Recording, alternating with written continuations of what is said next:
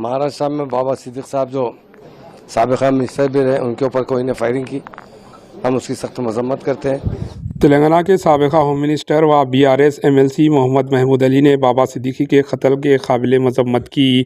BRS MLC و سابق home minister محمد محمود علی نے کہا کہ بابا صدیقی کا قتل انتہائی قابل مذمت ہے۔ انہوں نے کہا کہ یہ مہاراشٹر میں امن و امان کی بگڑتی ہوئی حالات کو ظاہر کرتا ہے۔ انہوں نے کہا کہ بابا صدیقی مرحوم کی مغفرت فرمائے اور ان کے ارکان خاندان سے اظہار تعزیت کیا ہے۔ Bureau report HN news.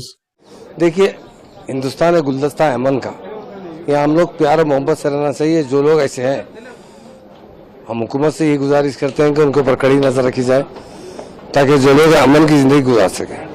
یہ بری بات ہے کسی کے اوپر ایسا اٹیک کرنا یا کسی کی جان لینا، اس کی ہم سخت مذمت کرتے ہیں اور ان کے افراد خاندان کو ہم پرسا دیتے ہیں۔ اللہ تعالیٰ انہیں صبر دے، کیونکہ انسان دنیا میں آتا ہے تو کچھ اچھا کر کے جاتا ہے، اور کسی کی وقت سے پہلے کسی حادثے سے یا کسی فائرنگ سے یا مرڈر سے موت ہو جائے، اس کی ہم سخت مذمت بھی کرتے ہیں۔